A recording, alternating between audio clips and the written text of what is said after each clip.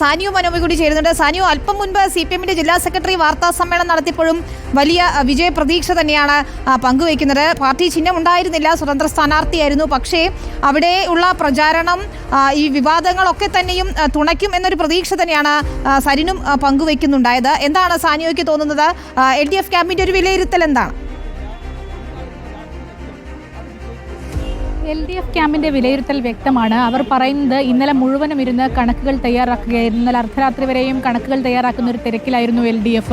എല്ലാ ബൂത്തിൽ നിന്നും കണക്കുകൾ കിട്ടിയത് പ്രകാരം 47,000-ഓളം വോട്ട് സരിൻ നേടുമെന്ന കണക്കാണ് പാർട്ടി ജില്ലാ കമ്മിറ്റി ഓഫീസിൽ കിട്ടിയിരിക്കുന്നത്. അങ്ങനെയെങ്കിൽ നല്ല വിജയം തന്നെ ഉണ്ടാകാനുള്ള സാധ്യതയുണ്ട് എന്നും പറയപ്പെടുകയാണ്. അതേസമയം സരിൻ്റെ ആത്മവിശ്വാസം അതിലും കുറച്ചുകൂടി കൂടുതലാണ് എന്നാണ് നമ്മൾ കാണുന്നത്. അതായത് 60,000 വോട്ടുകളോളം തനിക്ക് കിട്ടുമെന്നുള്ള ഒരു ആത്മവിശ്വാസമാണ് സരിൻ പ്രകടിപ്പിക്കുന്നത്. ആദ്യം അത് 70,000 ആയിരുന്നു. പിന്നീട് വോട്ടിംഗ് പെർസെൻറ്റേജ് കുറഞ്ഞതിനനുസരിച്ച് അദ്ദേഹം അത് കുറച്ച് 60,000 ആക്കുകയായിരുന്നു. അതിന് പറയുന്ന കാരണങ്ങളുമുണ്ട്. അതായത് നഗരസഭയിൽ വോട്ട് ശതമാനം കുറഞ്ഞിട്ടുണ്ട്. അത് NDAയുടെ വോട്ട് ശതമാനമാണ് കുറഞ്ഞിരിക്കുന്നത്. മാത്രവുമല്ല, നഗരസഭയിൽ കഴിഞ്ഞ തവണ E ശ്രീധരന് വോട്ട് ചെയ്ത ആളുകളുടെ വോട്ടിംഗ് പെർസെൻറ്റേജ് ഒന്നും ഇത്തവണ C കൃഷ്ണകുമാറിന് ലഭിക്കില്ല. അത് മുഴുവനും സരിന് തന്നെ ലഭിക്കുമെന്നുള്ളൊരു കാഴ്ചപ്പാടാണ് ഇടതുപക്ഷത്തിനുള്ളത്. മാത്രവുമല്ല, മാത്തൂരും കണ്ണാടിയും അടക്കമുള്ള ഇടങ്ങളിൽ നല്ല മുന്നേറ്റം ഉണ്ടാക്കാനാകുമെന്നാണ് ഇപ്പോൾ സംസാരിച്ചപ്പോഴും പാർട്ടി ജില്ലാ സെക്രട്ടറി പറയുന്നത്. പക്ഷെ പിരായിരിയിലെ കാര്യം നോക്കുമ്പോൾ അവിടെ ഒരു വോട്ടിനൊരു ഇടിവുണ്ടാവില്ല. അതേപോലെ സ്റ്റേബിളായി നിൽക്കാനുള്ള സാധ്യതയുണ്ട്.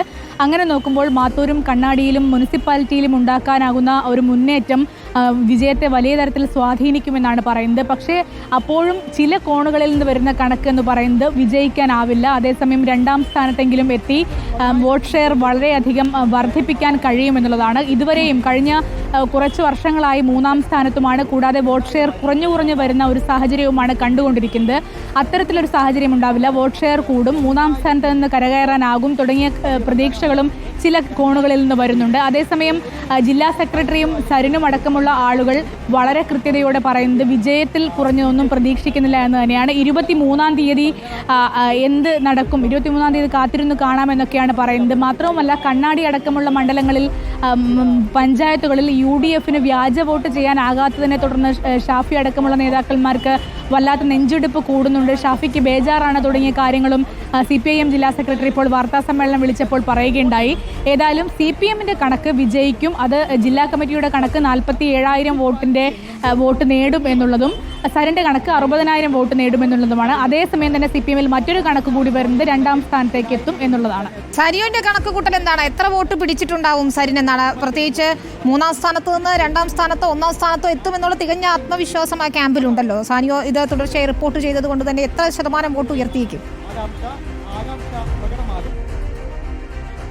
കൃത്യമായ ഒരു ശതമാന കണക്കോ അല്ലെങ്കിൽ സ്ഥാനക്കണക്കോ ഇപ്പോൾ പറയുന്നില്ല. അതായത് നമുക്ക് 23-ാം തീയതി തന്നെ പറയാമെന്ന് കരുതുന്നു. അതേസമയം സരിന് വോട്ട് ഷെയർ കൂടും എന്നുള്ള ഒരു തോന്നൽ ഇത്രയും കാലം, അതായത് 1.5 മാസത്തോളം കാലം സരിനൊപ്പം സഞ്ചരിച്ചതിൻ്റെ ഭാഗമായി വോട്ട് ഷെയർ കൂടും എന്നുള്ളതാണ് തോന്നുന്നത്. കാരണം CPM-നെ സംബന്ധിച്ചിടത്തോളം CPM-ന് കിട്ടാൻ സാധ്യതയുള്ള ഏറ്റവും നല്ല കാൻഡിഡേറ്റ് തന്നെയാണ് സരിൻ.